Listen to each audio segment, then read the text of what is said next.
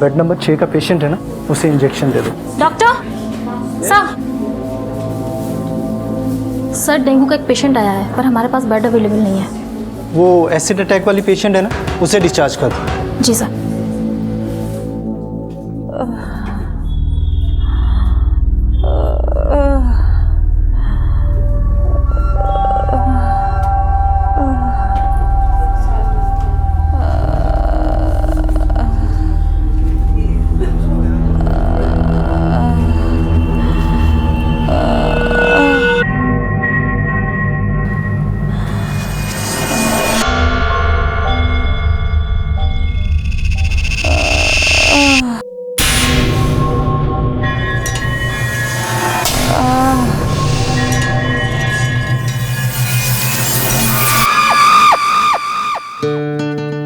कुमुद acid attack की victim थी, लेकिन उसे ना तो अपने अपराधी की खबर थी और ना ही वो उसके बुरे इरादों की वजह जानती थी। और अब उसका दर्द भी उसे चुनौतियां देने को तैयार था।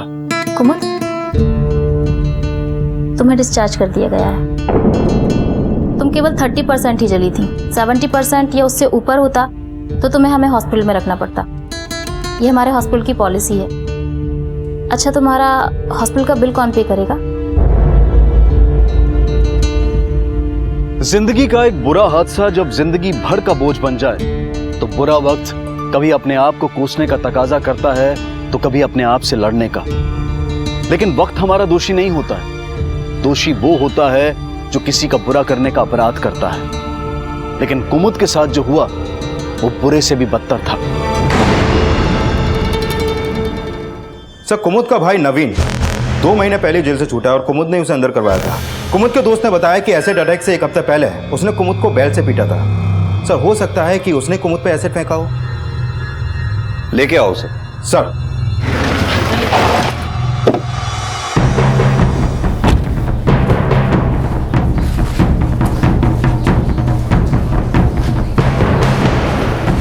कुमुद का भाई कहाँ है? बात क्या है साहब? देखो अंदर। अंदर ऐसे कैसे जावे?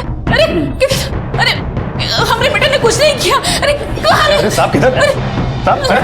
अरे ऐसे कैसे ले आ सकते हैं हमें? साहब लेकर चलो सर। साहब, हमने किया क्या?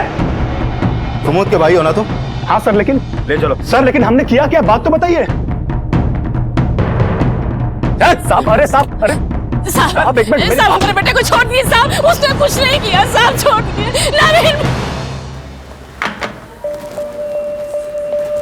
कुमुद, तुम्हारी माँ फोन नहीं उठा रही है और तुम्हारे दोस्त का फोन भी बंद है। तुम यहाँ से जाओगी कैसे? हम खुद ही चले जाएंगे सिस्टर। पर हॉस्पिटल का बिल? ऐसे तो नहीं है हमारे पास। अच्छा, तुम 2 मिनट रुको, हम आते हैं।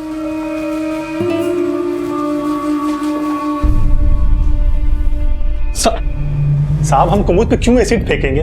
भाई हैं हम उसके। भाई नहीं, तू कसाई है। 10 दिन पहले तूने कुमुद को पीटा और 6 महीने पहले उस बच्ची मीरा का सिर तक फोड़ दिया तूने। तेरा बस चलता तो उस बच्ची की जान तक ले लेता। भाई बोलता है तो साहब, वो भी हमको अपना भाई कहाँ मानती है? अपनी बेटी को तो सर पे चढ़ा के रखा है उसने। माँ से बदतमीजी कर रही थी तो बस इसी खुंदक में हाथ उठ गया। और कुमुद, वो अपनी बेटी को समझाने के बजाय उल्टा मुझे जेल करवा दी। और इसी खुंदक में तूने कुमुद पे एसिड फेंक दिया। साहब, मानते हैं कुमुद से हम नफरत करते हैं, लेकिन इसका ये मतलब थोड़ी कि हम उसके ऊपर तेजाब फेंक देंगे। तूने नहीं फेंका तो और किसने फेंका होगा? साहब, ये हमको कैसे मालूम चलेगा? आप कुमुद के दोस्त वो गौतम से पूछिए ना। एसिड अटैक के टाइम पे वो भी था वहां पर। बैठो कुमुद। 3 दिन बाद आकर पट्टी चेंज करा जाना। और चिंता मत करना, डॉक्टर की बात हो गई है। तुम्हारा खर्चा एक एनजीओ उठा रहा है। ये रख लो। अरे रख लो, पैसे नहीं है तुम्हारे पास? Thank you sister. हम ये पैसे आपको जरूर वापस कर देंगे। अच्छे से जाना। फिलहाल तो तुझे जाने दे रहे हैं, लेकिन हमसे पूछे बगैर ये शहर छोड़कर जाना मत कहीं। जा सकते हो।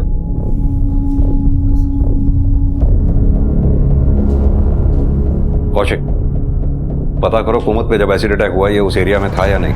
सर।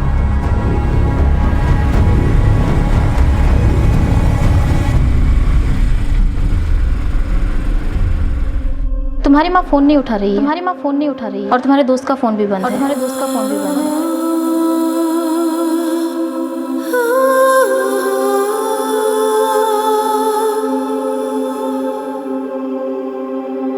आप जिस नंबर को डायल कर रहे हैं वो इस समय स्विच्ड ऑफ है।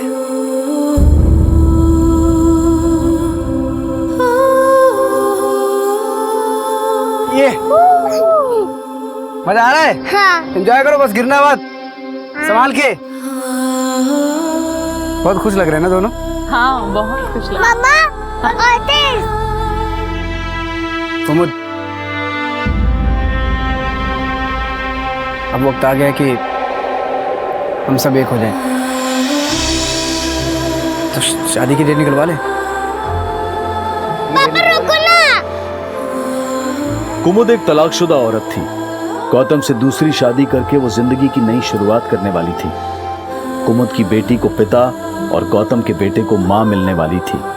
दो अधूरे परिवार पूरे होने वाले थे, लेकिन इन सपनों पर एक बुरे मंसूबे का साया था।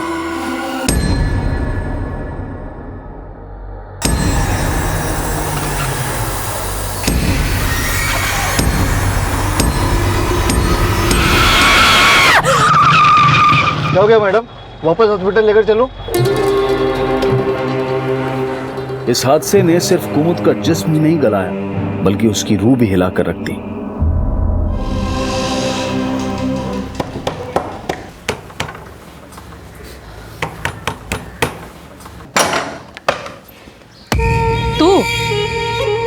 तेरी वजह से मेरे बेटे की नाक में नकेल डाल रही है पुलिस। अब मैं तुझे अंदर नहीं घुसने दूंगी। चल निकल यहाँ से। अरे दरवाजा बंद करने के पहले हमारी बेटी को बाहर भेज दी। वो यहाँ नहीं है। यहाँ नहीं मतलब? हॉस्पिटल जाने का बोल कर गई थी, वहीं गई होगी। निकल यहाँ से।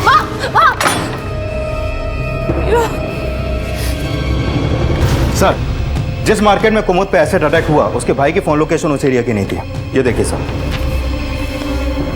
जेल से होके आया, इतना दिमाग तो रखता ही है कि क्राइम सीन पे मोबाइल ना लेके जाए। लेकिन सर वहाँ आसपास में कोई सीसीटीवी भी नहीं है और ना ही कोई ऐसा विटनेस सामने आया जिसने कुमुद के भाई नवीन या किसी सस्पेक्ट को वहाँ पर देखा हो। कुमुद पे जब अटैक हुआ तो गौतम के साथ साथ उन दोनों के बच्चे भी उनके साथ थे। हैरानी की बात यह है कि गौतम ने देखा तक नहीं। लेकिन सर कुमुद के बयान के मुताबिक उस पर जो एसिड अटैक हुआ उसके पीछे उसके किसी दुश्मन का हाथ है और गौतम तो उसका दोस्त है। लेकिन कुमुद अपने भाई नवीन को अपना दुश्मन बताती है, और अगर यह काम नवीन का है तो उसने कहीं ना कहीं से तो एसिड का इंतजाम किया ही होगा।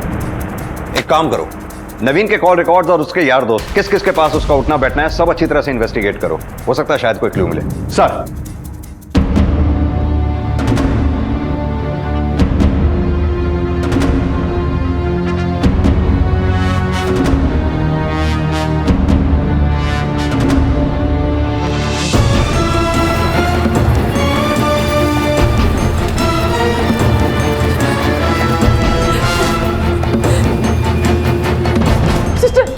सिस्टर, हमारी बेटी मीरा ना हमसे यहाँ अस्पताल में मिलने आई थी।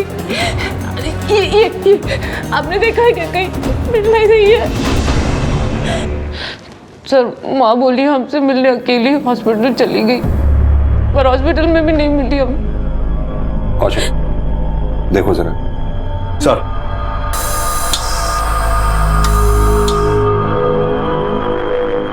लेकिन एक बात समझ में नहीं आई, आपकी माँ ने मीरा को अकेले जाने क्यों दिया?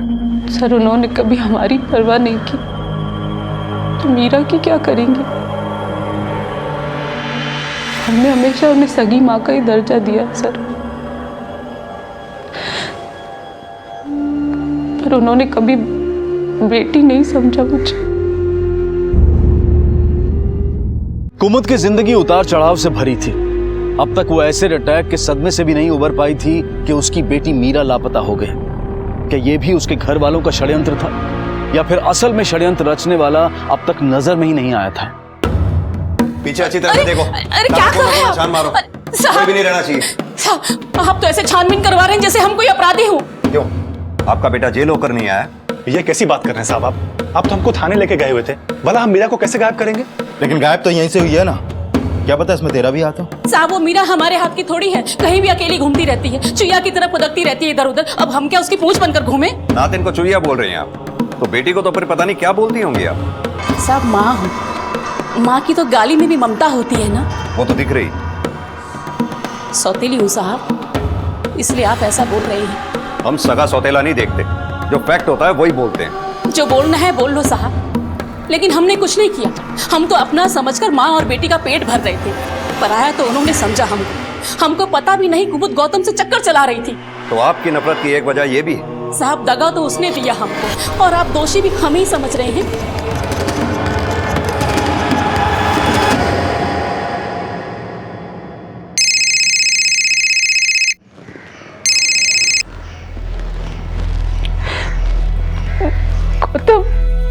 कुमुद तुम कहाँ हो?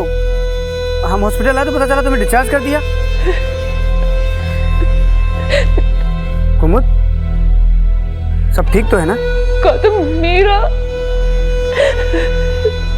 साहब हमें कोई फर्क नहीं पड़ता, कुमुद गौतम से शादी करे या किसी और से करे। शादी करके जाती तो उल्टा बला टलती हमारी। ये भी तो हो सकता है कि तूने अपनी बला उस पर एसिड फेंक कर टाल ली। हमारे बेटे ने उस पर एसिड नहीं फेंका साहब। गौतम के अलावा उसका कई लोगों से चक्कर होगा। हो सकता है किसी ने उससे अपनी नफरत निकाली होगी। बेटे को बचाने के लिए बेटी पे लांछन लगा रही हैं आप। वो हम पर कालक पोत रही है और हम उस पर लांछन भी ना लगाएं।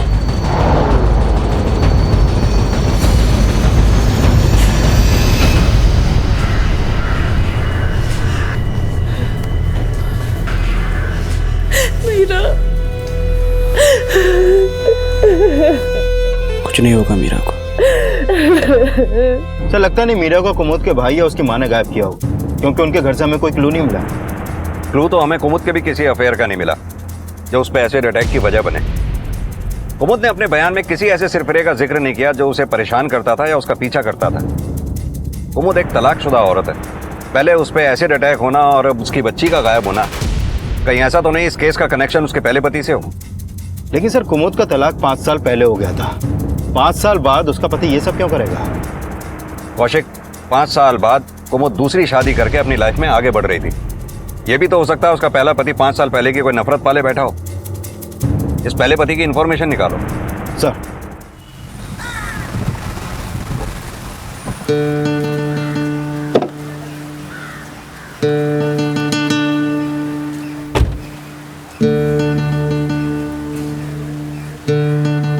देखो अब मैं खेलता हूँ। कितना हुआ ये? 3। ये देखो 1 2 और 3। पापा।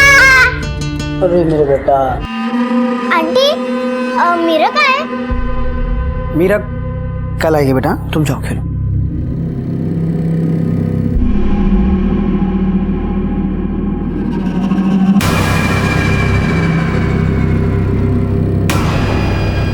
क्यों लाया उसे? मना किया था ना तुझे, फिर भी उससे ले आया? आहिस्ता बोलो, भारी बेटी सुन लेगी। सुनती है तो सुन ले। बहुत परेशान है वो, उसकी बेटी खो गई है। वैसे में मैं हेल्प नहीं करूंगा तो कौन करेगा पापा? हेल्प ही करनी है ना तो थोड़े पैसे दे दो उसे।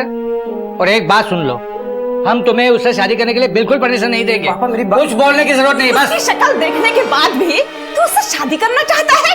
उससे तो शादी करेगा तो सारे घर में मनहूसियत छा जाएगी। सुबह शाम कौन देखेगा उसकी शक्ल? हाँ?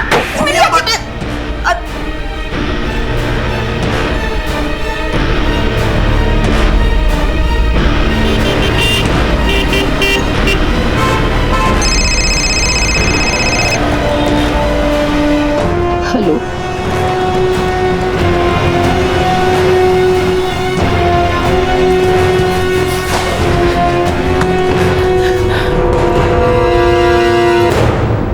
अम्मा। मीरा। अम्मा अब आपकी चोट में दर्द तो नहीं हो रहा ना? नहीं बेटा, बिल्कुल दर्द नहीं हो रहा, बिल्कुल नहीं। मैं आपसे मिलने हॉस्पिटल आ रही थी, लेकिन रास्ता भूल गई। कोई बात नहीं। सॉरी मम्मा। अरे कोई बात नहीं बेटा।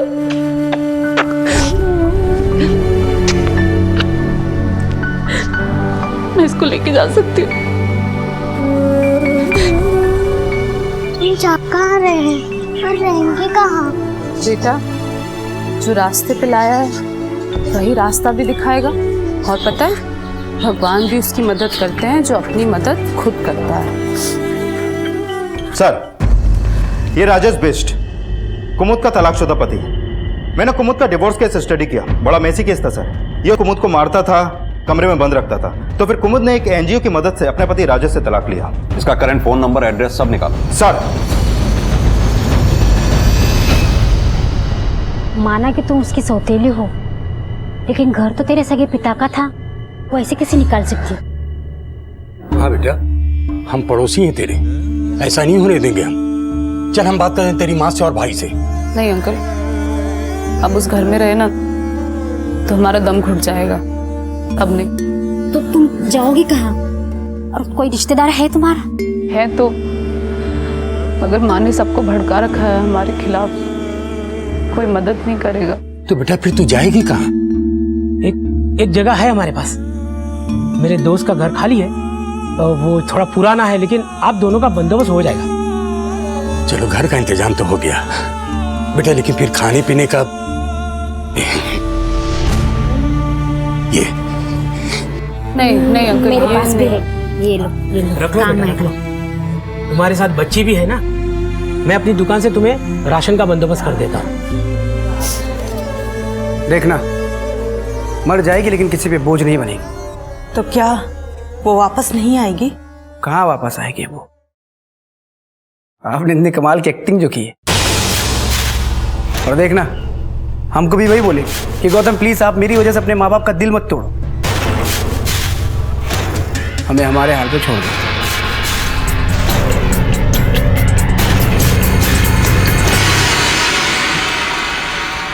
मम्मा, हम यहाँ रहेंगे? हाँ बेटा, ये घर ना बिल्कुल हमारी तरह है, जैसे हमें सबने छोड़ दिया, इस घर को भी सबने छोड़ दिया। पर देखो, आंधी, तूफान, बारिश, सबके बाद भी ये घर टूटा नहीं। वाव, कितना बड़ा घर है मम्मा, और खिड़की भी है, बहुत रोशनी आएगी, और हम लोग यहाँ पे छुपन छुपाई भी खेल सकते हैं। मम्मा, मुझे घर बहुत पसंद आया, थोड़ा गंदा है लेकिन साफ कर लेंगे। इतनी बड़ी हो गई हो तुम। अगर उस बेसहारा पर तरस खाकर दुनिया ने हमें कोसना शुरू कर दिया तो? अरे दुनिया को कुछ नहीं पड़ी, बस पुलिस को ना पता चले, इसलिए एक्टिंग चालू रखनी पड़ेगी।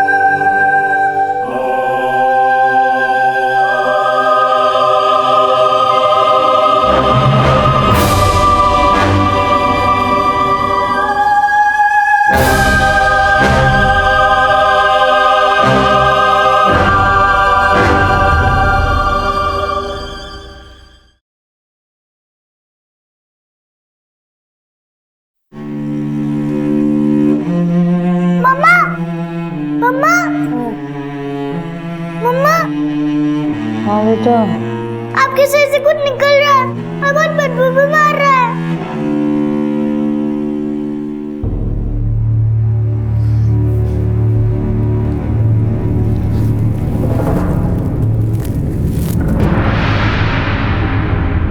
बेटा, आप 5 मिनट के लिए बाहर जाओगे, मम्मा सब साफ कर देगी। हाँ साहब, हम क्यों झूठ बोलेंगे? वो दोनों माँ बेटी यहाँ नहीं आई। माँ सच कह रही साहब, पर हम क्यों झूठ बोलेंगे ऐसा? देखो बेटा, मम्मा ने पूरा साफ कर दिया, अब तो बिल्कुल बदबू नहीं है, नहीं है ना बेटा?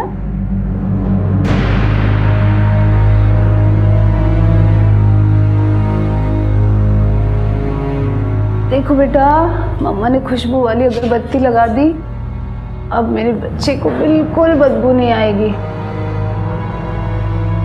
नहीं आ रही ना बेटा? लेकिन मम्मा वो क्या है, आपकी चोट से फिर से येलो येलो निकल रहा है, फिर से पट्टी बदलनी पड़ेगी। सर कुमुद ने हमको कभी बताया नहीं कि उसकी माँ ने उसे घर से बाहर निकाल दिया था। वो इतनी ज्यादा खुददार है कि अपनी प्रॉब्लम हमको भी नहीं बताती थी। वरना उसे अपने घर ले आते। घर तो लेके आए थे तुम उसे? लेके तो आए थे सर, लेकिन मीरा के मिलने के बाद हम कभी मिले नहीं उससे। हाँ कौशिक, ठीक है, कुमुद का पता चल गया।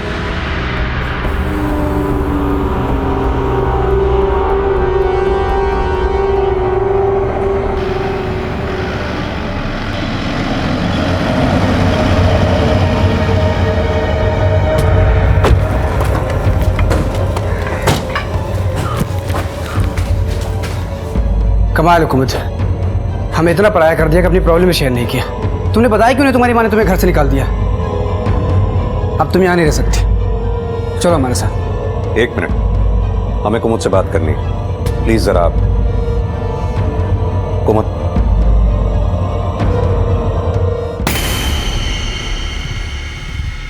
अंकल अंकल, आप हमें अपने घर ले जाने आए हैं?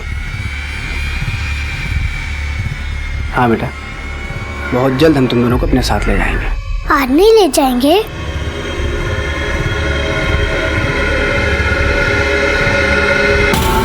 अच्छा, हमें पता चला है तुम्हारी शादीशुदा जिंदगी काफी मुश्किलों भरी थी। तुम्हारा पति तुम्हारे साथ मारपीट किया करता था। घाव तो वो भी बहुत गहरे थे सर, पर लगता है जिंदगी हर पड़ाव पर कुछ नए घाव दे देती है। हो सकता है तुम्हारे इस घाव की वजह भी तुम्हारा अतीत ही हो। क्या तुम्हें नहीं लगता तुम्हारे पहले पति ने ही तुम पे एसिड फेंका होगा?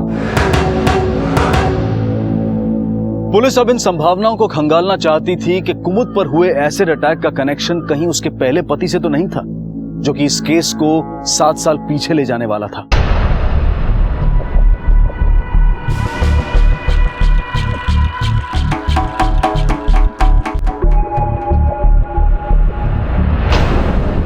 वो शादी थी या किसी वहशी दरिंदे के लिए किया हुआ समझौता, या फिर हमारी सौतेली माँ का कोई सौदा, हमें आज तक समझ में नहीं आया। शादी के बाद हमें पता चला कि राजेश की हमसे पहले भी 2 बार शादी हो चुकी है। उसकी पहली पत्नियों से हमारा हाल अच्छा था या बुरा, ये तो हम नहीं जानते, पर हाल हमारा भी बहुत बुरा था वहाँ। राजेश की माँ हमसे नौकरों की तरह बर्ताव करती, पर जब मीरा हमारी ज़िंदगी में आई तब हम मीरा के भविष्य के लिए डरने लगे और उसका भविष्य बनाने के लिए हमने फिर से पढ़ाई करने का फैसला लिया। वो हमें मारता रहा, पर हमने तय कर लिया कि हम पढ़ेंगे ज़रूर, चाहे कुछ भी हो जाए। सर, हमने राजेश को बिना बताए फर्स्ट ईयर कॉरेस्पॉन्डेंस से पास कर लिया, पर जब उसे पता चला तो वो तो हमें जान से मारने पर उतारू हो गया। मायके आए तो सौतेली माँ ने जीना मुश्किल कर दिया, और जब वापस ससुराल गए तो राजेश ने बहुत बुरा हाल किया हमारा। अब वो हमें बस मारता पीटता ही नहीं था, बल्कि भूखा प्यासा कमरे में बंद भी रखता था और हमें तड़पाने के लिए मीरा को हमसे अलग कर देता था। इसके बाद एक दिन हिम्मत करके हम मीरा को वहाँ से लेकर भाग आए। फिर एक एनजीओ की मदद से हमें तलाक मिल गया, और इस बार माँ ने भी हमें अपने घर में रख लिया। एलिमनी के पैसे मिले थे ना हमें, अब चाहे मर क्यों ना जाए, उनके पास वापस नहीं जाएंगे। तलाक के बाद क्या तुम्हारा कभी अपने पहले पति राजेश से आमना सामना हुआ? हाँ, 2-3 बार हुआ। कब मुलाकात हुई तुम्हारी उससे? कुछ 6-7 महीने पहले आखिरी बार हमने उसे देखा था, पर इग्नोर कर दिया।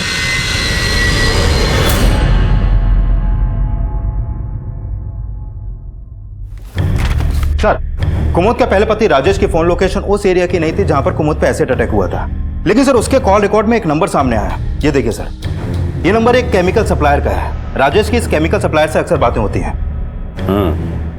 तो हो सकता है इस केमिकल सप्लायर से एसिड का इंतजाम करवा के कुमुद पे एसिड किसी और से फेंकवाया गया। तो सर ये भी हो सकता है कि एसिड फेंकने वाला उसका भाई नवीन हो, क्योंकि कुमुद का पहला पति राजेश और कुमुद का भाई नवीन दोनों आपस में अक्सर मिलते थे।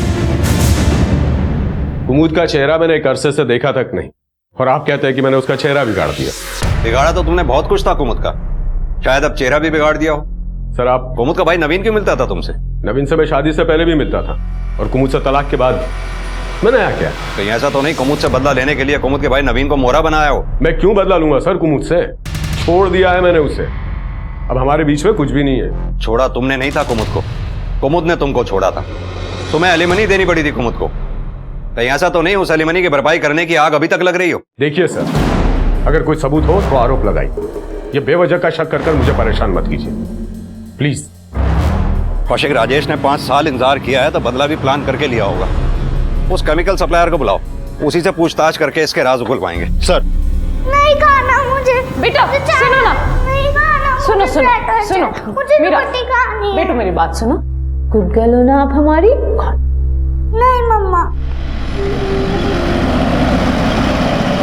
गौतम अंकल की गाड़ी। गौतम अंकल, अंकल आज आप हमें अपने घर ले जाएंगे? मीरा अंदर आओ। लेकिन अंकल। कहा ना अंदर आओ। कुमुद, हमें पता है तुमने हमारे माँ बाप की बात को अपने दिल पे लगा लिया। देखो तुम हमारे बारे में मत सोचो, तुम्हारे माँ बाप को वाकई तुम्हारी चिंता है। कुमुद, जितनी इज्जत मैं अपने माँ बाप की करता हूँ उतनी फिक्र करता हूँ तुम्हारी। तुम इस हालत में ऐसे अकेले कैसे संभालोगे मीरा को? जिसका कोई नहीं होता ना गौतम, उससे अकेले ही लड़ना पड़ता है। तुम्हें ऐसा तो नहीं लग रहा ना कि हमने भी तुम्हारा साथ छोड़ दिया? शिकायत नहीं कर रहे हैं, बस कह रहे हैं तुमसे हमें अकेला छोड़ दो,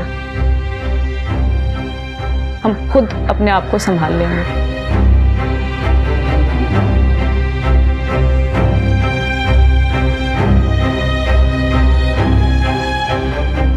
चाहिए हमारी तरफ से मना मत करना प्लीज। सुनो, ये पैसे दिखाकर ना हमारी भावनाओं को छोटा मत करो। और एक बात कहें तुमसे, दोबारा यहां मत आना।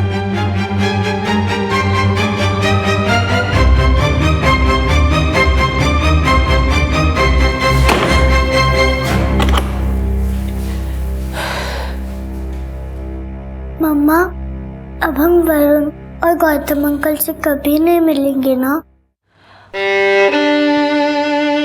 बेटा, जब वक्त बदलता है ना तो थोड़ा थोड़ा हमें भी बदलना पड़ता है ना? आप अपनी मम्मा पे ट्रस्ट करो, हम दोनों मिलके ना सब ठीक कर लेंगे, ठीक है? सर, हम एसिड में डील करते ही नहीं, फिर हम कैसे देंगे किसी को? एसिड में डील नहीं करते, लेकिन किसी के लिए एसिड का इंतजाम तो करवा ही सकते हैं। लेकिन हम क्यों किसी के लिए एसिड का इंतजाम करेंगे? राजेश के लिए। सुना है दोस्त है वो तुम्हारा? हाँ दोस्त है, लेकिन उसने कभी हमसे एसिड के लिए नहीं बोला। पुलिस अब ये पता करने में जुट गई कि कहीं कुमुद पर एसिड फेंकने वाला गौतम से जुड़ा कोई शख्स तो नहीं था। पुलिस कुमुद को इंसाफ दिलाने के लिए हर संभव प्रयास कर रही थी, और वहीं कुमुद अपनी आजीविका के लिए संघर्ष कर रही थी। और इसी दौरान पुलिस को एक इंफॉर्मेशन मिली। सर, गौतम के घर के नौकरों से एक बात पता चली है। गौतम के पेरेंट्स कुमुद और गौतम की शादी के खिलाफ थे। हाँ, ये बात सही है कि हम पहले से ही चाहते थे कि कुमुद की शादी गौतम से ना हो, लेकिन इसका मतलब ये तो नहीं है ना कि हम कुमुद पे एसिड फेंकवाए। तुम्हारे पेरेंट्स ने एसिड नहीं फेंका, तो फिर क्या तुमने कुमुद पे एसिड फेंकवाया है?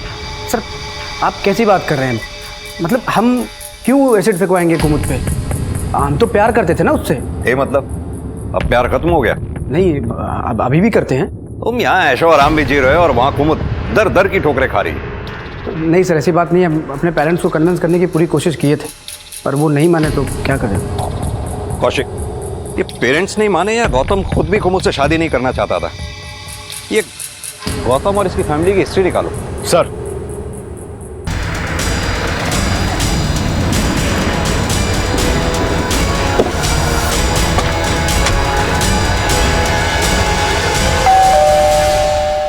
सर, गौतम के पेरेंट्स तो बहुत ही लालची थे सर। उन्होंने तो हमसे दहेज भी बहुत मांगा था, लेकिन बदले में हमारी बेटी को कभी कोई सुख नहीं दिया।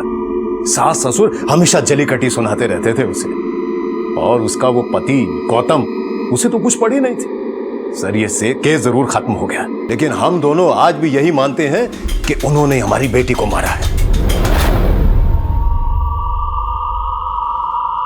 मीरा, मीरा, मीरा, मीरा, मीरा, कहाँ हो बेटा? मीरा,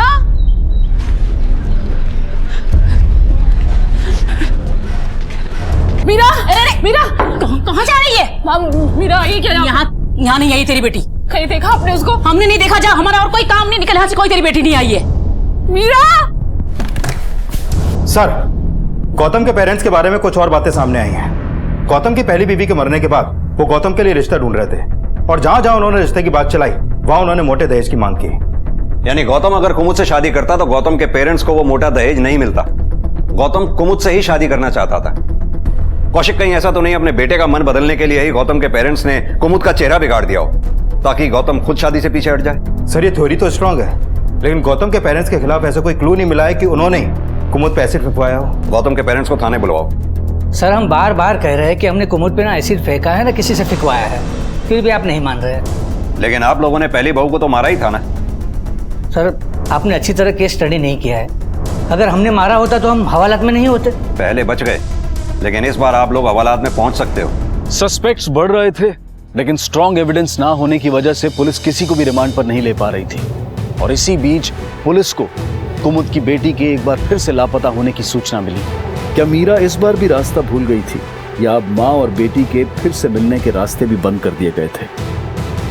साहब, हमने मीरा पर हाथ नहीं उठाया, बल्कि उसने हमें परेशान कर रखा था और इसीलिए आप लोगों ने उसे गायब कर दिया। साहब, हमने मीरा को गायब नहीं किया। बस हमको तो लगता है कि ये सब उस गौतम ने किया होगा। वो क्यों करेगा? अब क्यों करेगा ये तो नहीं पता, लेकिन हमने उसको मीरा के साथ में देखा था। कहाँ देखा था उसे? वहीं संगम चौक पे।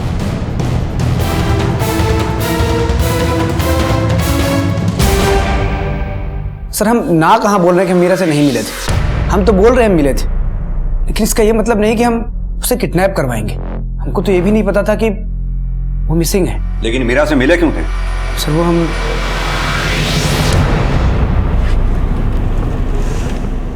मम्मा बहुत बीमार है, थोड़ी सी हेल्प कर दो ना।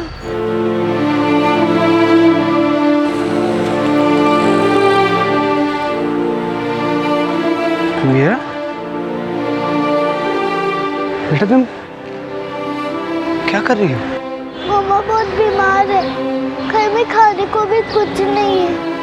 आपने तो मम्मा को प्रॉमिस करके तोड़ दिया, पर मुझे तो केयर करनी है मम्मा की।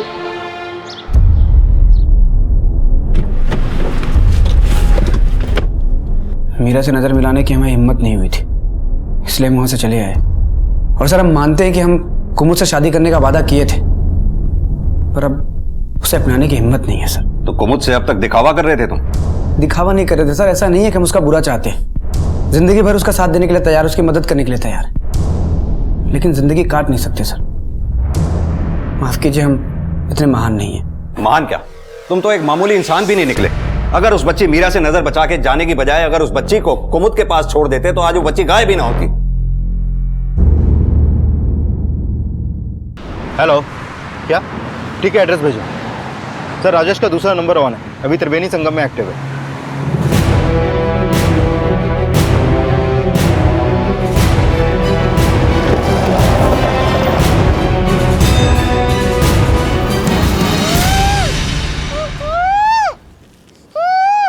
कौशिक,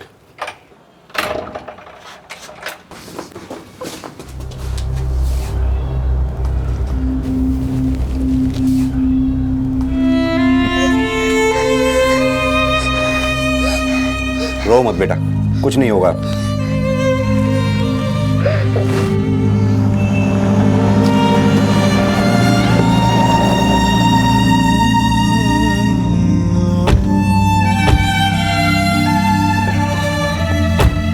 मीरा, मम्मा, मीरा,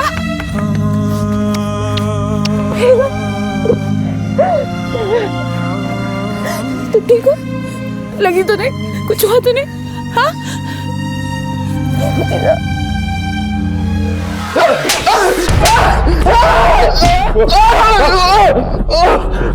बता, मीरा को क्यों उठाया था?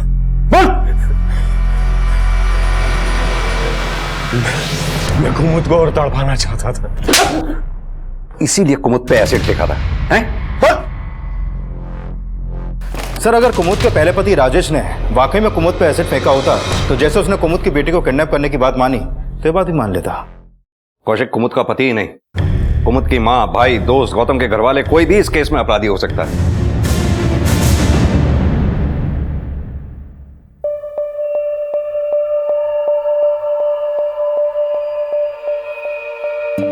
ये क्या पढ़ रही हो मम्मा? बेटा थैंक यू। बेटा मैं गवर्नमेंट एग्ज़ाम की तैयारी कर रही हूँ। अगर एग्ज़ाम पास कर लिया ना तो गवर्नमेंट जॉब लग जाएगी और सब अच्छा हो जाएगा। सर, गौतम की पुरानी ईमेल आईडी और सोशल नेटवर्किंग अकाउंट से सामने आया है कि उसकी पहली बेबी होते हुए भी उसके काफी अफेयर्स थे। मेरी कुछ लड़कियों से बात हुई, एक दो की तो शादी हो चुकी है और एक आउट ऑफ इंडिया चली गई है। लेकिन सर एक लड़की ऐसी है जिसने अपनी प्रोफाइल डीएक्टिवेट कर दी थी। ये देखिए सर, ये उसके कुछ लास्ट मैसेजेस जो उसने गौतम को भेजे थे। सर इससे तो लगता है कि वो गौतम से काफी हट थी। मंजू नाम है इसका। हाँ सर, हम मंजू से शादी करना चाहते थे पर हमारे पेरेंट्स नहीं माने थे। पहली बीवी होने के बावजूद तुम मंजू से टच में थे? एक दो बार हमने उसके मैसेज का रिप्लाई किया था बस। अब कहाँ है वो? हमारी पहली बीवी मरने के बाद हम मंजू से कांटेक्ट करने की कोशिश किए थे और उसने अपना नंबर बदल दिया था सर, और जिस एड्रेस पे रहती थी वहाँ से भी शिफ्ट हो गई थी। उसका आखिरी एड्रेस दो हमें। जी।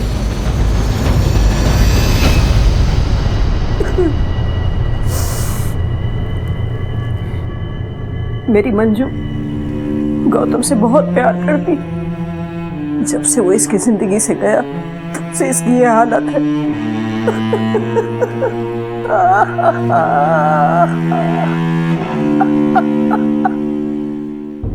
सर, मैंने मंजू की माँ के कॉल रिकॉर्ड चेक किए।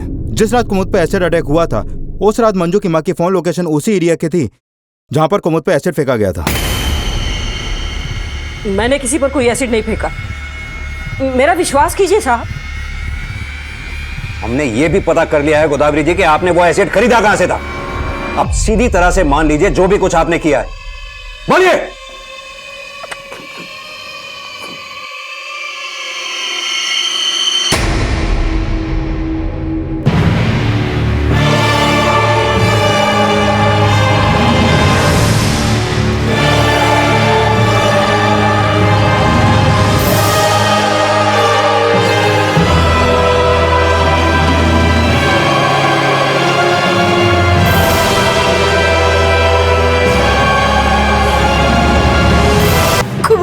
डालना चाहते थे एसिड साहब, हम उस गौतम पर एसिड डालना चाहते थे क्योंकि उसने हमारी बेटी की जिंदगी बर्बाद कर दी साहब। हम उसकी जिंदगी बर्बाद करना चाहते थे, गलती से वो लड़की बीच में आ गई साहब।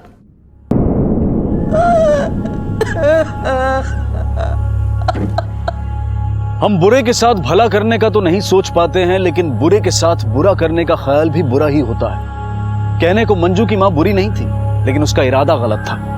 गौतम के साथ बदला लेने की बजाय अगर वो अपनी बेटी का हौसला बढ़ाने पर जोर देती तो शायद उन मां बेटी की जिंदगी भी संवर सकती थी। लेकिन कुमुद जैसी मिसाल दे पाना हर किसी के बस में नहीं होता। कड़े संघर्ष के बावजूद आखिरकार कुमुद अपने पांव पर खड़ी हो गई। सरकारी नौकरी के लिए एंट्रेंस एग्जाम देने के बाद उसे नौकरी भी मिल गई। हम आशा करते हैं कि अपने हौसले की जो लौ कुमुद ने हमेशा जलाए रखी वो उसकी और उसकी बेटी की जिंदगी में खुशहाली की रोशनी जरूर लेकर आएगी। सो जा, सो गई लगता है बिटिया रानी, सो जा। मामा दूर के पूरी पकाए पूर के। क्या हुआ? शाम से ना दर्द के मारे सिर फटा जा रहा है मेरा, बर्दाश्त नहीं होता। शाम से दर्द कर रहा है तुमको? तुमने डॉक्टर को दिखाया? तो दिखाना था ना, तुम भी ना बिल्कुल लापरवाह। चलो मैं तुम्हारे लिए दवाई ले आता हूँ मेडिकल से। पापा मैं भी चलूंगी आपके साथ। देखो बाजार का नाम सुन के जग गई। प्लीज ना पापा, मुझे आइसक्रीम खानी है, प्लीज मुझे लेके चलो। अच्छा ठीक है चलो। मैं इसको लेके जा रहा हूँ, ठीक है? अच्छा चलो आइसक्रीम खाएंगे।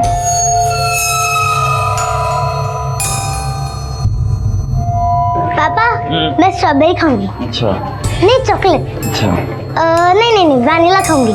अच्छा बाबा, तुम्हें जो पसंद है वो खा लेना। खुश? चलो आज।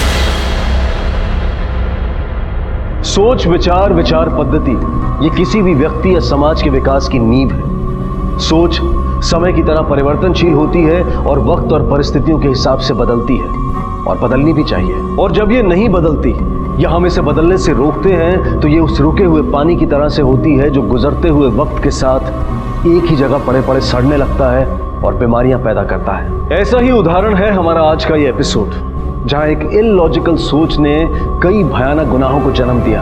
अच्छी लगी आइसक्रीम आपको? हाँ? ओहो इंदु, अरे रात के वक्त तुम्हें दरवाजा तो बंद करना चाहिए।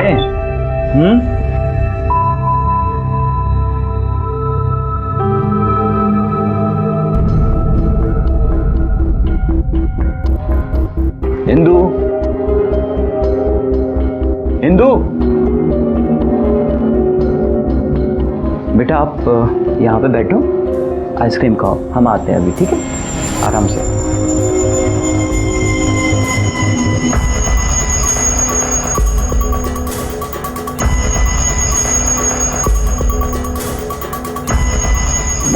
इंदु है क्या यहाँ पे? नहीं, यहाँ तो नहीं आई। अच्छा,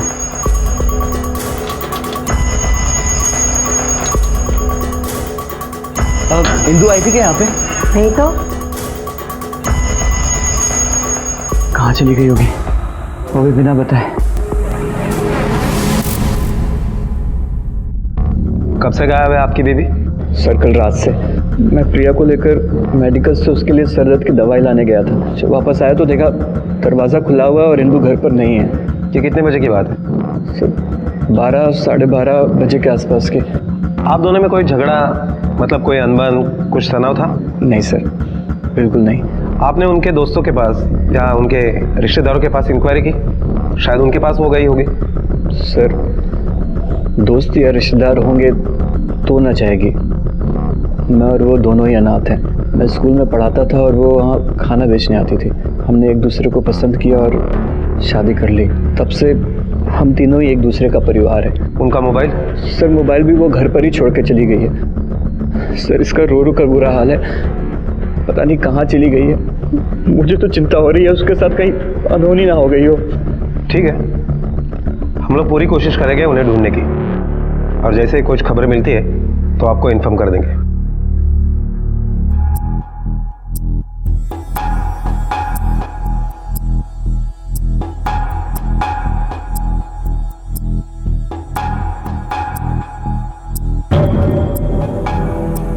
साहब ऐसी वैसी कोई बात नहीं है, कागज पूरे हैं हमारे। ये राजस्थान कपड़ों का नया लाट लेके आए थे, जो बच गए हैं उनको वापस लेके जा रहे हैं। गाड़ी की तलाशी लो।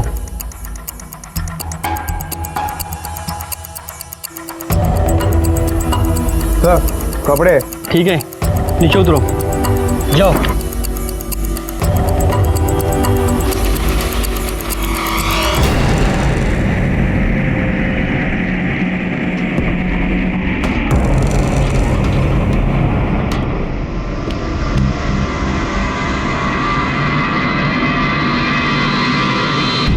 ओके ठीक है सर। ये औरत कल रात को 12 से 12:30 के करीब अपने घर से गायब है। उसके पति का कहना है कि इन लोगों का यहाँ पर कोई नहीं है जहाँ पर वो जा सकती है, और उन दोनों में कोई झगड़ा भी नहीं है जिसकी वजह से ये घर छोड़कर जाए। सर ऐसी सूरत में पॉसिबल है कि किसी ने इसे किडनैप किया हो। क्या नाम बताया इसके पति का? सर मुरारी। क्या करता है वो?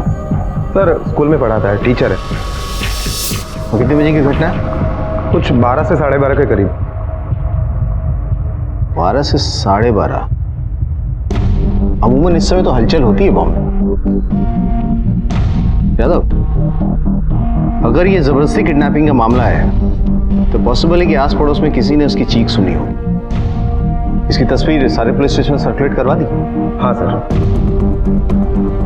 उसके गायब होने की कोई भी वजह हो सकती है। एक काम करो, इसके पति मुरारी और इसका दोनों का कॉल रिकॉर्ड से मोबाइल लोकेशंस निकालो और हाँ, आस पड़ोस में पूछताछ करो, शायद किसी को कुछ पता हो। Okay sir.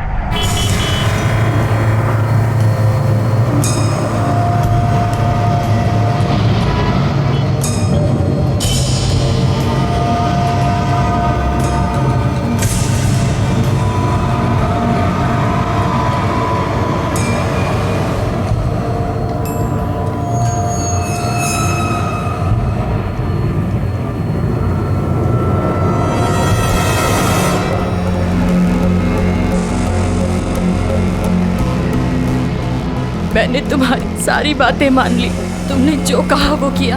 अब मेरी बेटी के साथ कुछ गलत मत करना। हमारा वास्ता थारे से है, थारी बेटी से कोने। मम्मी, मम्मी,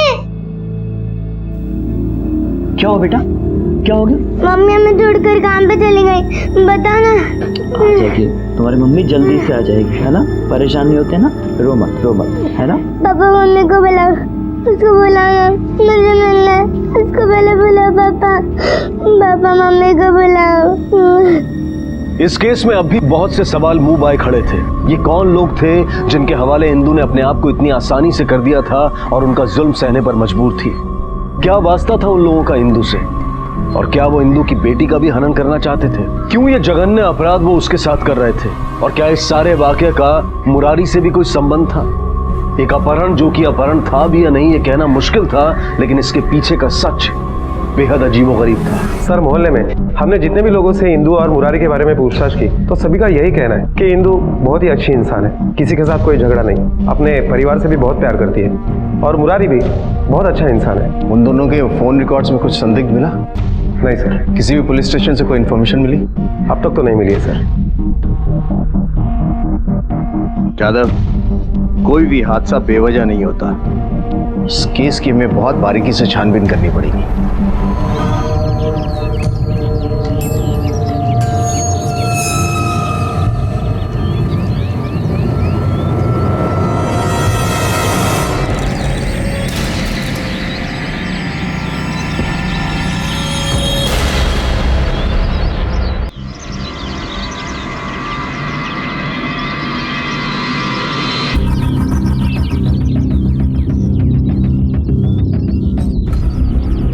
जाने दो, तुम्हें जो चाहिए था वो मैंने किया। अभी सब कहाँ मिले है? अभी ना थारी बारी है, इसके बाद थारी छोरी के साथ भी तो यही सब करना है।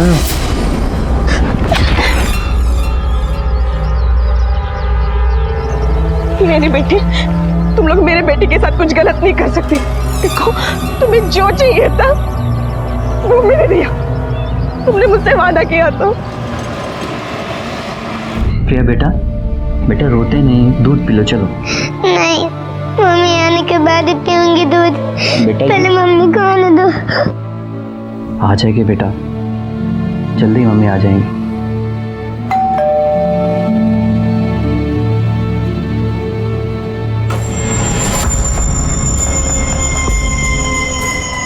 अंदर आओ।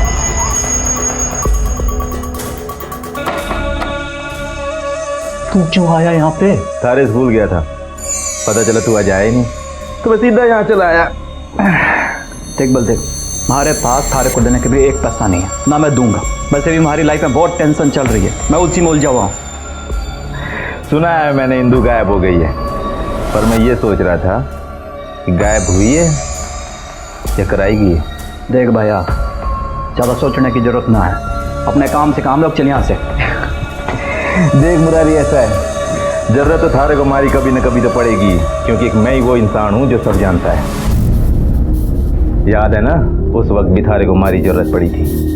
देख रहा है वक्त अपने आप को कैसे दोहराता है। चलता हूँ, जरूरत पड़े तो याद कर लेना।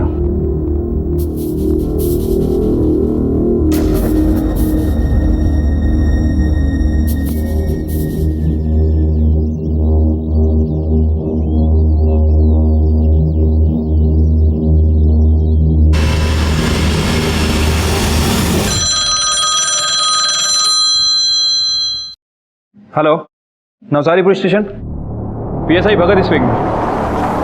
क्या?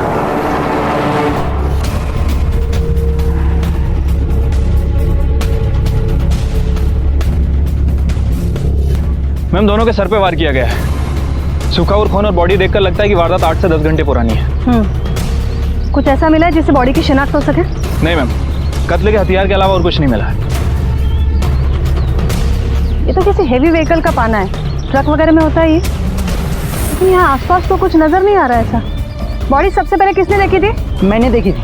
मैं खेत से काम करके लौट रहा था और अचानक मेरी नजर पड़ी, यहाँ लाशें पड़ी हैं। भगत, बॉडी पोस्टमार्टम के लिए भेजो और ये आसपास के एरिया में और सारे ढाबों पर पूछताछ करो। हो सकता है किसी ने कुछ देखा हो। Right ma'am.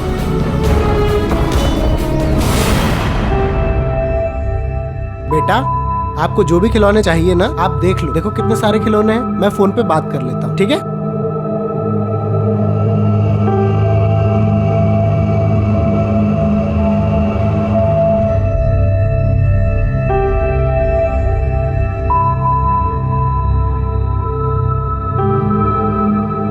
Hello, Ram Ram Mishra, Murari बोल रहा हूँ। क्या हाल चाल जानू?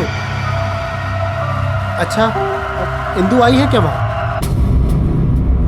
नहीं आई? अच्छा अच्छा, वो वहाँ आए ना तो मुझे तुरंत फोन करो।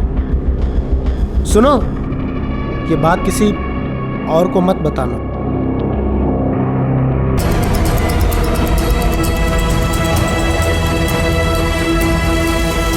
सर, मुरारी जिस स्कूल में काम करता है उस स्कूल के प्यून ने हमें बताया कि कल कोई बलदेव नाम का आदमी मुरारी को पूछते हुए वहां आया था और उसका कहना है कि वो मुरारी का दोस्त है। लेकिन जब हमने मोहल्ले में और आसपास पूछताछ की तो कोई भी बलदेव को नहीं जानता। इस बलदेव के बारे में पता करो और हमें मुरारी और इंदु के अतीत के बारे में भी जायजा लेना होगा कि हो सकता है जिसे हम आज में तलाश रहे हैं वो इनके अतीत का हिस्सा हो। मतलब वो लोग कौन है, कहाँ से आए, इससे पहले कहाँ थे, क्या करते थे, सारी डिटेल्स निकालो। Okay sir.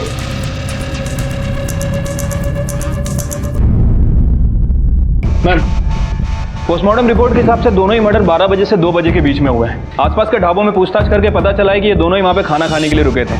मैम, हो सकता है कि ये दोनों ड्राइवर और क्लीनर हों। हमने आसपास बहुत सारी जगह ट्रक को तलाश किया लेकिन कहीं भी कोई लावारिस ट्रक नहीं मिला है। इसका मतलब है जिसने कत्ल किया वो ट्रक लेके भाग गया है।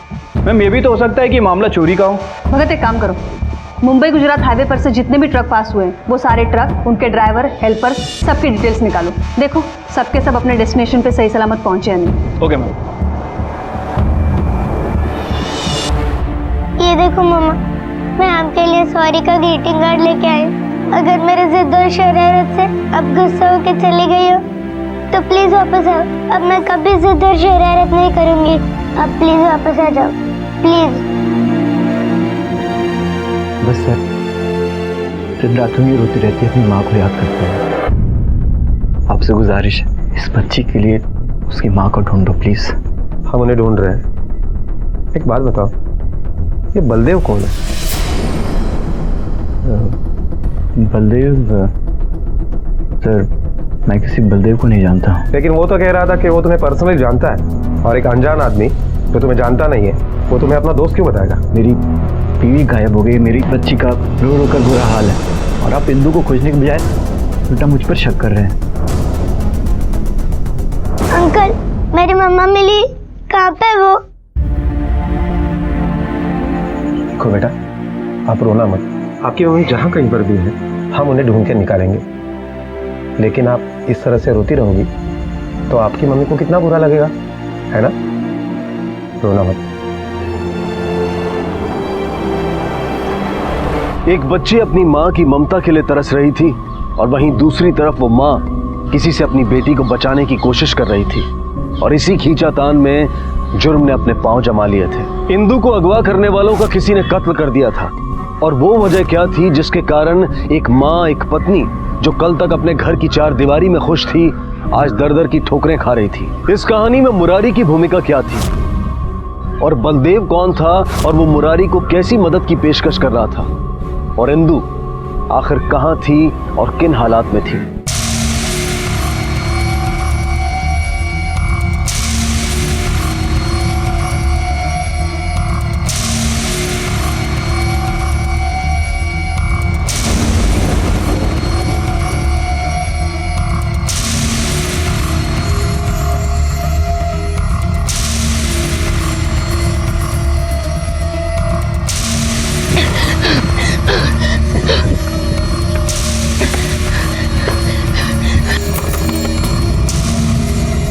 कौन છે અત્યારે?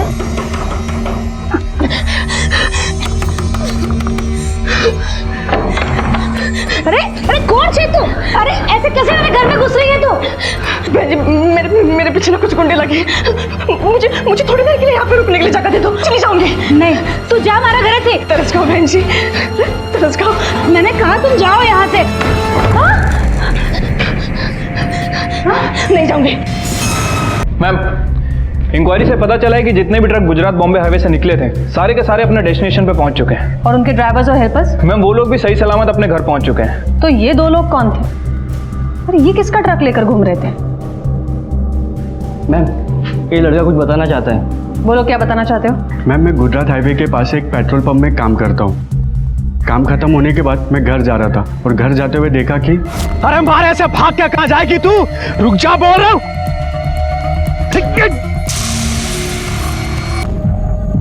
इसका मतलब है वो दो नहीं 3 लोग थे, उसमें से 2 मारे गए। और ये औरत कौन है जिसने ये दोनों लोगों का खून किया है, और क्यों?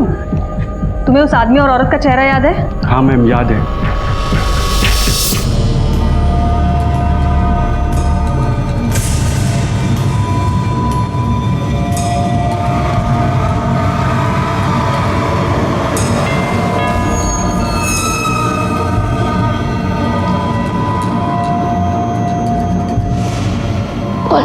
पूछ। कौन है? मैं हूँ, दरवाजा खोलो। मेरा पति है। हाँ।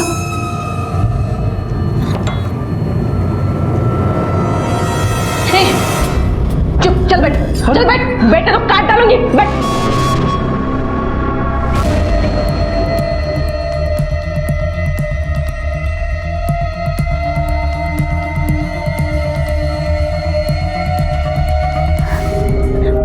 सर, सूरत पुलिस स्टेशन ने एक लड़की और एक आदमी का स्केच जारी किया है।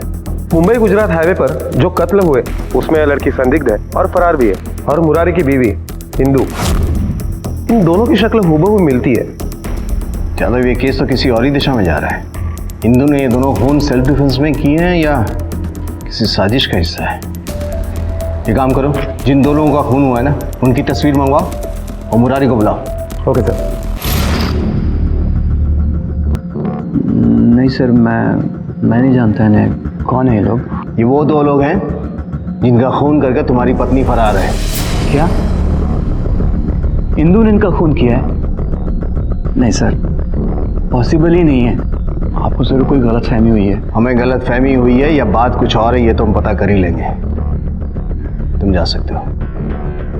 जी सर। बस यादव, इस पे 24 घंटे नजर रखो, क्योंकि मुझे यकीन है ये मास्टर उतना सीधा है नहीं जितना दिख रहा है।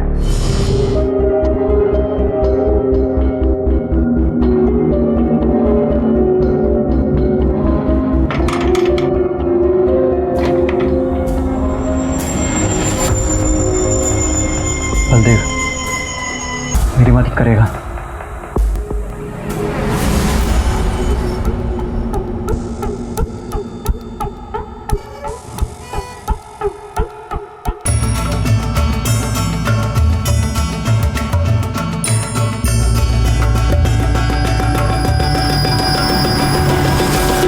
सर, पर मुरारी के मोहल्ले में जो एसटीडी चलाने वाला आदमी है उसने हमें बताया कि जब से इंदु गायब हुई है तब से मुरारी ने राजस्थान के गदरमला गांव में काफी लंबे समय तक एसटीडी कॉल की है।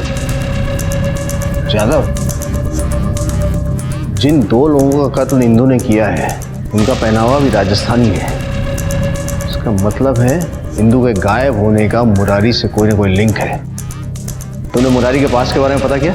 क्या सर, जब हमने मुरारी के मकान मालिक से बात की तो उसने बताया कि जब 8 साल पहले मुरारी उसके पास आया था तब मुरारी ने उसे बताया था कि वो राजस्थान से है। इसका मतलब हम सही दिशा में जा रहे हैं। हमें सूरत पुलिस स्टेशन से भी बात करनी पड़ेगी। हो सकता है उनके पास कोई इंफॉर्मेशन हो जो हमारे बहुत काम की निकले। ये लीजिए सर, हमारी इन्वेस्टिगेशन और केस से जुड़ी सारी इंफॉर्मेशन इस फाइल में।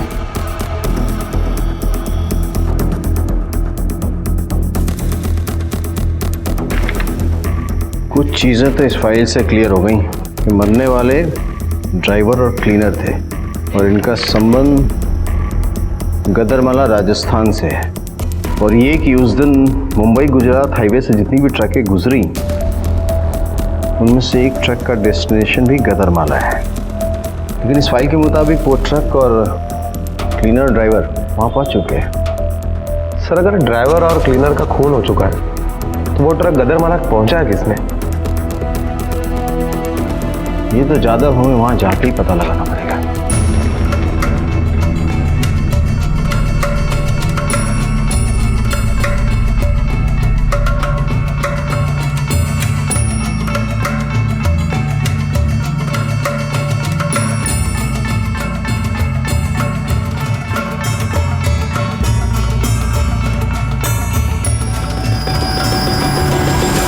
हाँ, राम राम साहब, कहाँ है? चल थारो।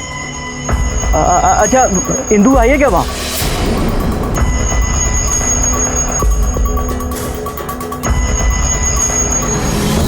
बंदे, देखा मैं सही कह रहा था, वो वही है भाई। अब तुझे मेरे लिए एक बार फिर वो करना पड़ेगा जो तू पहले भी कर चुका है।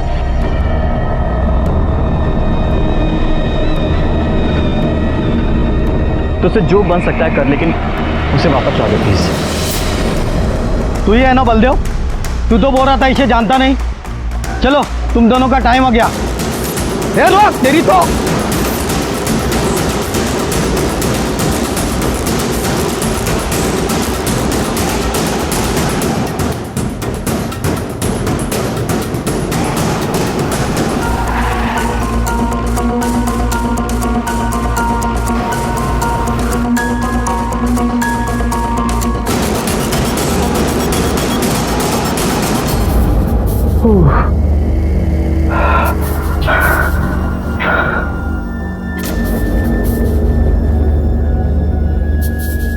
हुकुम, करेगा मैं हुकुम। हुकुम, हमारे पुलिस पीछे लगी है। हुकुम, मैंने अपनी रिस्क में इंदु का पता तो आपको बता दिया, पर उस काम का मैंने एक पैसा अभी तक नहीं मिला। हुकुम, हमारे अकाउंट में पैसा जल्दी जमा करो। घर का भेदी लंका ढाए। मुरारी जो बलदेव से मदद की उम्मीद लगाए हुए था, ठगा जा चुका था। और एक बड़ा सवाल यह नजर आ रहा था कि आखिर मुरारी पुलिस से गदरमाला के बारे में क्यों छुपा रहा था, और यह हुकुम कौन था जिसे बलदेव ने फोन करके आगाह किया था। पुलिस को भी गदरमाला गांव के संकेत मिले थे, लेकिन इंदु का इस गांव से क्या वास्ता था? कहां थी इंदु? और यह कैसा समाज था जहां इस अमानवीयता से एक औरत की अस्मिता को तार तार किया जा रहा था, और क्यों? ऐसे कैसे बच के जा सकते वो दोनों तुम्हारे हाथ से? इंपॉर्टेंट केस, जाओ यहां से।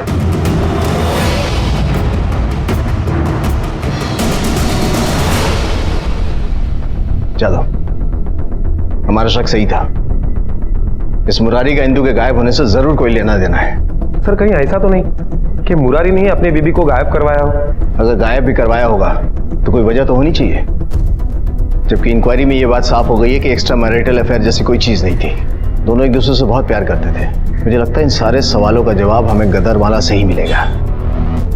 आखिर क्या कनेक्शन है इस वारदात का उस गांव से? एक काम करते हैं, मैं गदरमाला जाके वहां का सच पता करता हूं। तब तक तुम बलदेव और मुरारी दोनों को अरेस्ट करो। Okay sir.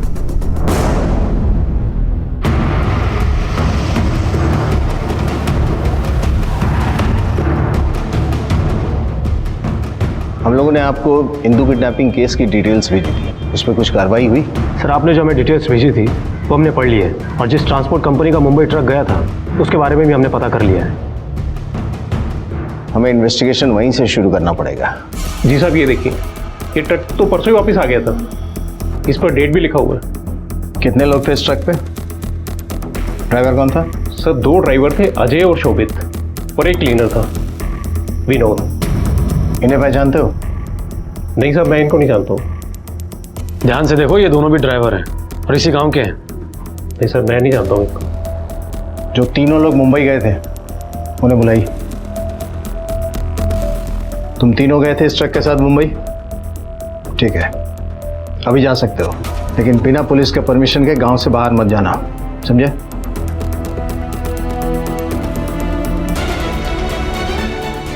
दीपक, अगर ये लोग इसी गांव के हैं तो गांव से इंक्वायरी करते हैं, कोई तो पहचानता होगा उन्हें। Yes sir.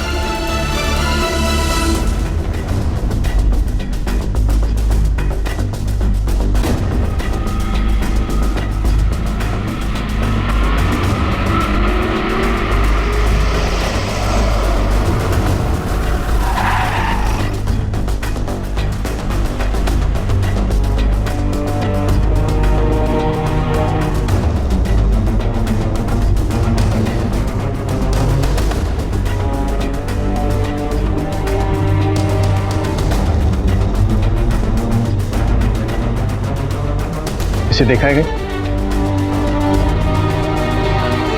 ना जी साहब, मैंने इस छोरी को नहीं देखा।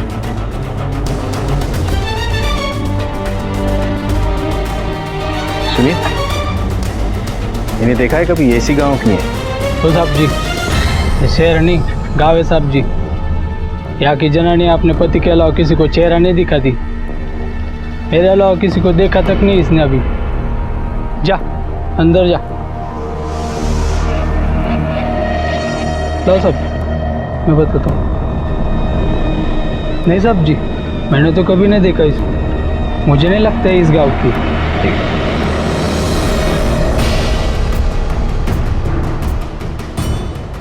यही घर है सर।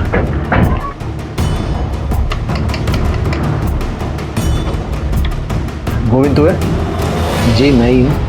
मुरारी को कैसे जानता है? कौन मुरारी सर जी? सर, जिसने मुंबई से तुझे 2 बार फोन किया था पीसीओ से, उसने किसको फोन किया नहीं किया सारा डिटेल्स है हमारे पास। बोल। देख साहब प्यार से समझा रहे हैं, सीधे जवाब दे। साहब जी हमारा दोस्त है जी वो, तो जी कभी कभार फ़ोन कर लें जी एक दूसरे को हालचाल पूछने को। इंदू के बारे में क्या जानता है? जी वाह, उसकी लुगाई है। बस इतना ही जानता है? तो जब वो मुंबई से भागी तो मुरारी ने तुझे फोन क्यों किया? बोल। साहब जी यूँ मैं कैसे बता सकूँ? दीपक, तलाशी लो अंदर। Okay sir.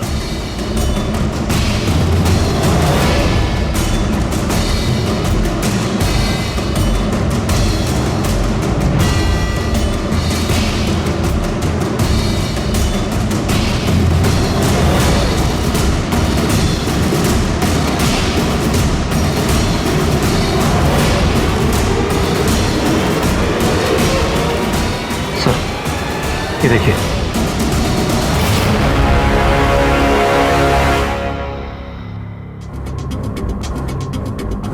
कौन है ये? सर जी हमारी घरवाली थी। ये तो वही औरत है ना जो वहां थी? हाँ सर, वो तो कह रहा था कि उसकी पत्नी। मतलब तलाक हो गया था तुम्हारा? मतलब तुम्हारा तलाक नहीं हुआ तो तुम्हारी बीवी है ना, तो तुम्हारी बीवी उसके घर क्या कर रही थी? मुरारी की बीवी भागी तो वो तुम्हें फोन किया, चल क्या रहा है यहाँ? सर ये ऐसा नहीं बोलेगा।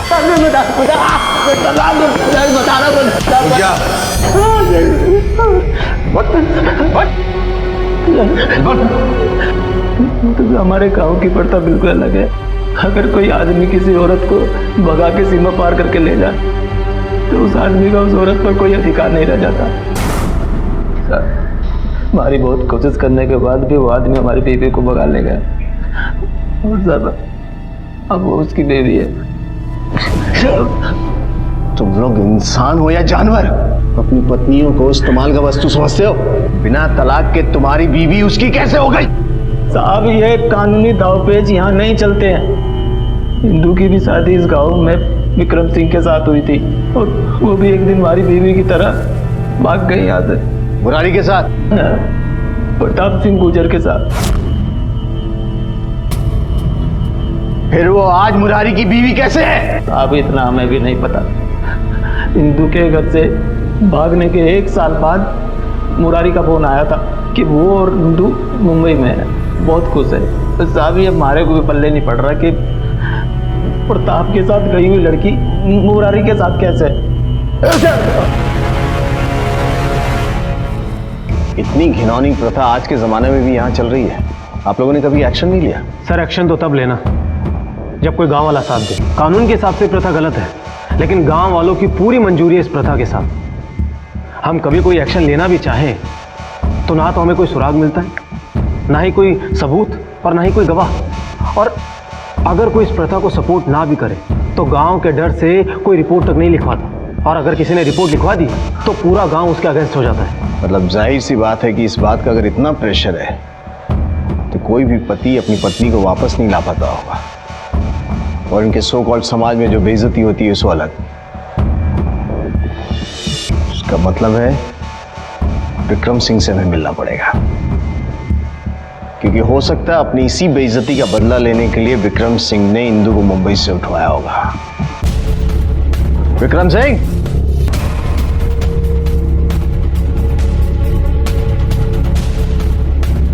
तुमसे बर्दाश्त नहीं हुआ कि इंदू तुम्हें छोड़कर किसी और को चुन ली, तुम्हारी बेइज्जती की, और इसी बेइज्जती का बदला लेने के लिए तुमने उसे मुंबई से उठवा लिया। जिस प्रताप के साथ वो भागी थी और जब उसके खून का मैंने सुना तब भी मैंने उसका हालचाल नहीं पूछा, तो फिर साहब आज बदला लेने की बात कहाँ से आवेगी? क्या प्रताप का खून इंदू के तुम्हारे घर से जाने के कितने दिनों बाद हुआ था? जिस दिन इंदू भागी थी उसके तीसरे दिन ही प्रताप की लाश गांव के बाहर मिली थी, और साहब इंदू का आज तक पता नहीं चला कि वो कहाँ गायब हुई है।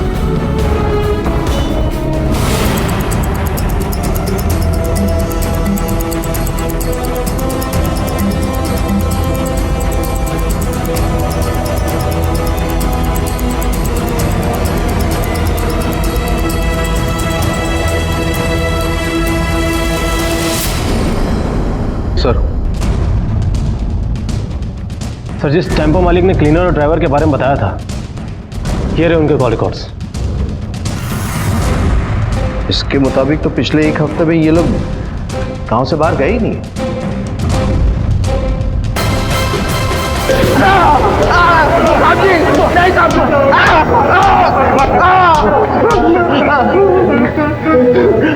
तुम बता रहे साहब जी हम तीनों नहीं गए थे मुंबई, वो तो शमशेर, राजदीप और रंजित गए थे मुंबई।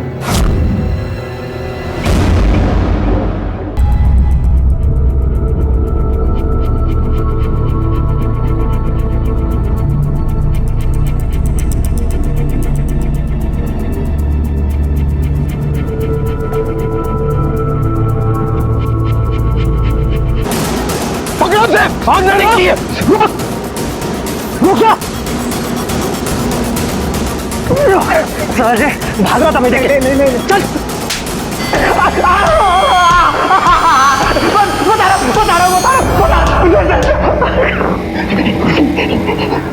क्यों भागा था मैं देख के वहां से? मैंने शमशेर भाई साहब बिट्टू के साथ मिलकर इंदू को उठवाया था। क्यों? सब उठा के मैं उसको गांव लेकर आया था। लाना था ना साहब जी, उसने गांव की प्रथा तोड़ी थी। प्रथा तोड़ी थी मतलब? इंदू उस गांव में शादी करके आई थी, पर मैं वहाँ स्कूल टीचर था। हम दोनों एक दूसरे से प्यार करने लगे थे, शादी करना चाहते थे। मेरी इतनी हिम्मत नहीं थी कि मैं उसे भगाकर गांव की सीमा के बाहर ले जाऊं, इसलिए हमने एक प्लान बनाया। इंदू ने प्रताप को अपने झूठे प्यार में फंसा लिया था। अब वो टेढ़ा दिलेर आदमी विक्रम के यहाँ उसे कोई भी नहीं रोक पाता है। बस गांव वालों की नजर बचाकर इंदू और वो दोनों गांव की सीमा से बाहर चले गए। उसके अगले दिन मैंने और इंदू ने तो धोखे से मार दिया, लेकिन सर हम उसे मारना नहीं चाहते थे, बस उसे बेहोश करके वहाँ से भागना चाहते थे। वो गलती से बाहर इतनी जोर का लग गया कि उसके बाद मैं और इंदू सीधा मुंबई आ गए और शादी करके नई जिंदगी शुरू कर दी। साहब, गांव के ना नियम कायदे कानून प्रथा होती है, कानून उन्हें माने या ना माने, लेकिन हम लोग उसको अपनी जान से भी ज्यादा मानते हैं। अरे ये हिंदू और मुरारी ने पूरे गांव का नाम कटवा दियो, तो सबके अंदर गुस्सा भरो। तो एक दिन फोन आयो बलदेव का, उसने बताया कि ये हिंदू मुंबई के मीरा रोड में रह रही, तो बस ये बदला लेने को टाइम आ गया। तो तुम लोगों का गुस्सा इंदू और मुरारी दोनों पर था ना? है? तो सिर्फ इंदू को क्यों उठाया?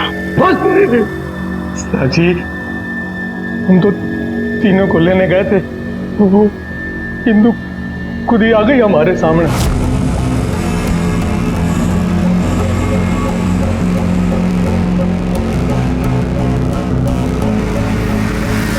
वही हमको बोली कि मैं साथ चलने को तैयार हूं, मेरे पति और बेटी को कुछ ना करो। हमको तो हुकुम ने आदेश दिया तो कि उसको उठा के ले आ। हुकुम कौन है?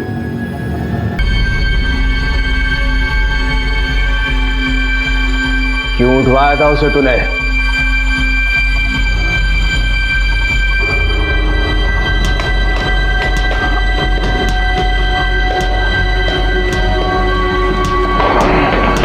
जा बोल, अब बोलेगा? बताएगा या दूसरा तरीका अपनाऊं मैं? मैंने उठवाया था उसे, कमीने को। हमारे भाई को मरवाया था उसने। 8 साल से उतना लेने के सोच रहा था मैं। कहाँ नहीं ढूंढा उस कमीने को, अपने भाई के प्यार में, और उसे इंसाफ दिलाने की चूक रहा था मैं। चूक रहा था, दिल तड़पता था मेरा दिल। अब वो तड़पेगी जिंदगी भर। सुन, जिसे तो इंसाफ कह रहा है ना, वो वहशीपन है। तुम्हारे भाई को इंसाफ तब मिलेगा जब तू हमें बताएगा कि वो कहाँ है और कानून उसे सजा दे। आप जी, मुझे चाहे कुछ भी कर लो, मैं नहीं बताने वाला कि वो कहाँ है, और ना ही कोई गांव वाला बताएगा। गांव के रीति रिवाज तोड़े हैं उसने, गांव की प्रथा तोड़ी है उसने। सजा तो भुगतनी ही पड़ेगी उससे जिंदगी भर। नहीं बताएगा तू? आप मुझे आप चाहे कुछ भी कर लो, मैं नहीं बताने वाला। मैं बताऊंगा।